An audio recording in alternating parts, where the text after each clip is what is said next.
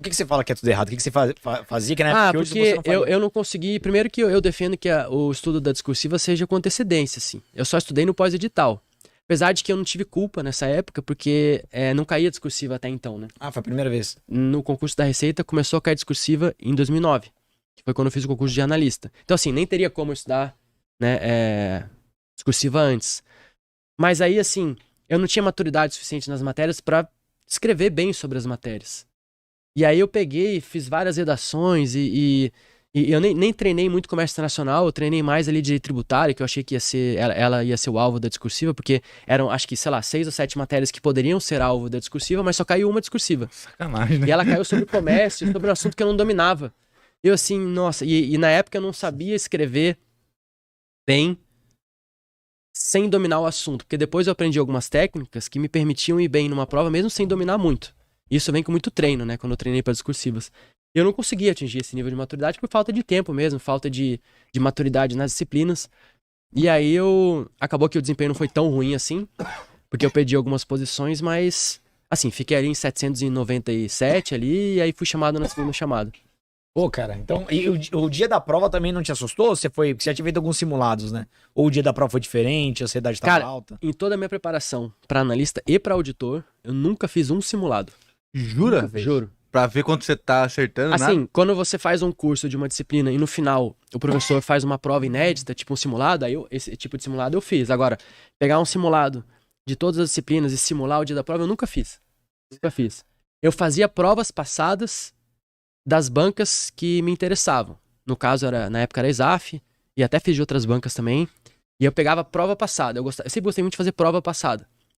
Porque eu acho que nada te prepara tão bem para uma prova quanto questões reais de prova. Então, simulados são bons, são boas ferramentas, mas não é tão fácil achar um bom simulado. Porque tem muito simulado, assim, que o professor faz, e aí você olha, assim, você que estudou pelo material daquele professor, você olha e fica muito assim, tipo, ele foi lá na página 334 da aula 7 e cobrou um negócio que tá ali, assim, fica meio artificial, assim. Então é difícil achar um bom simulado. Então, na época, eu não fiz. Mas, assim, é uma boa ferramenta simulado. Não sou contra simulado, eu só não fiz na época. Mas quando você fazia provas anteriores, você cronometrava o tempo, administrava bem o tempo ou não? Você simplesmente fazia ali tranquilo? Eu cronometrava o tempo nas matérias em que eu achava que o tempo poderia ser um fator prejudicial.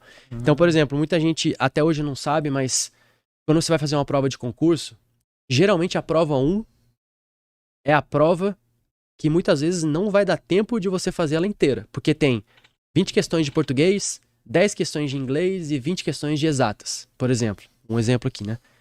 Esse é o tipo de prova que, se você tiver menos do que 4 minutos por questão, é muito provável que não dê tempo de fazer. Muito provável, que foi o que aconteceu comigo. Então, eu cronometrava o tempo em questões de português, de exatas, de contabilidade, porque na época era mais comum questões de mais cálculo, assim, de contabilidade. Hoje em dia isso não é tão comum. Até mas, assim, não tanto quanto antes. Então, nas questões, nas disciplinas em que eu vislumbrava uma possibilidade de eu me perder no tempo, eu era bem rígido com o tempo, assim. Então, por exemplo, questões de matemática financeira. Quando eu estudei para concurso, eu não sabia mais dividir. Porque eu usei calculadora a faculdade inteira, né? Então, assim, eu não sabia mesmo, honestamente, eu não sabia operacionalizar no papel uma conta de divisão. Eu tive que reaprender. E aí, depois eu nunca mais usei calculadora. A não ser que, tipo, eu estivesse resolvendo uma questão, resolvi 5 vezes. Não cheguei na resposta, daí eu pegava a calculadora pra saber onde estava o erro. Mas, assim, era muito difícil, né? E aí eu comecei a treinar, né, cálculo no braço ali mesmo, tal, até ir baixando o tempo. Porque no começo você leva 15 minutos pra fazer uma questão de matemática financeira. Depois você leva 12, depois 8, depois 6. E aí 6 minutos em casa. No auge da otimização, se você leva 6 minutos em casa na prova, você pode levar 8, 10 na pressão ali. Porque aquelas questões que tem 5, 6 casas decimais, às vezes a letra A é tipo assim, 8,56710,109. Aí a outra é a mesma coisa, só muda na sexta vírgula. Aí você vê a questão e fala, putz, eu vou ter que calcular até a sexta casa decimal. Né? Então esse é o tipo de questão também que no dia da prova eu nem faço no começo, né? Eu deixo pro fim. Se sobrar tempo, você vai. Se sobrar tempo, eu faço. Mas esse era o tipo de questão que, quando eu fazia em casa, eu cronometrava pra poder gastar o mínimo de tempo possível. Mas é interessante ouvir o Thomas falar, porque assim, a gente percebe que muitos concursos chegam assim, nesse nível de maturidade depois de umas 3, 4 reprovações. Sim. Pra você entender que a banca tem essa malícia, né? Você perceber que as primeiras matérias, as primeiras questões são matérias pra cansar o candidato, pra limar o cara que tá afoito, o cara inexperiente. Porque a maioria dos concursos são assim. A maioria começa com aquelas de português, texto enorme. Aí já sabe que é pra derrubar o cara que tá começando agora, já é pra limar. Entendi quando você quer chegar. Como que ele chegou nessa conclusão tão rápido? Tão rápido, sem ter feito... E na época também não tinha tanto conteúdo no YouTube falando sobre. Hoje tem pra caramba. Todo mundo fala... Muita gente fala sobre isso, Mas né? na época ninguém não não tinha tinha. YouTube, né? Mas é que eu fiz muita prova em casa, né? E aí na prova em casa, eu mais ou menos simulava o tempo, assim. Por exemplo, uma prova que eu fiz que me marcou, quando eu tava estudando pra auditor, eu tava estudando há 1 ano e pouco já. E aí eu me considerava muito bom em tributário. Eu falei assim, pô, sou foda em tributário.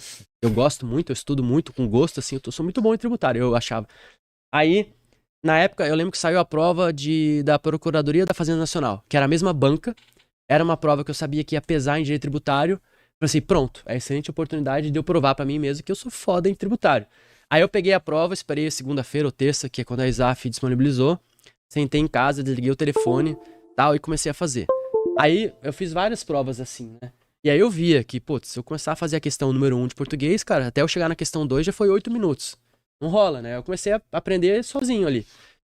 E aí, essa prova que eu fiz foi uma das provas que eu cronometrei. E aí, quando chegou no final da prova, eram 20 questões de tributário, eu tinha acertado 8, cara. Nossa. 40%, tipo, o mínimo. Você achava que deu era assim, bom. cara, eu achei que eu tava moendo tributário. Cara, não é possível, cara. E aí eu comecei, né, aí eu fiquei desanimado por uns 3 minutos, aí eu falei assim, não, velho, não vou ficar desanimado, eu vou ver o que aconteceu. Daí eu, cara, questão por questão, eu dissequei tudo, cada questão, cada enunciado eu ia atrás, eu esmiuçava. Cara, eu gastei alguns dias, assim, esmiuçando aquela prova de tributário.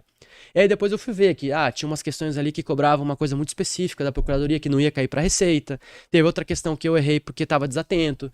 E aí e outras questões eu não sabia mesmo, eu fui aprofundando e fui construindo, assim, o meu conhecimento aos poucos, com muita humildade, porque eu tomei muita porrada. Só que eu tomei porrada em casa, assim, eu não fui fazer muita prova.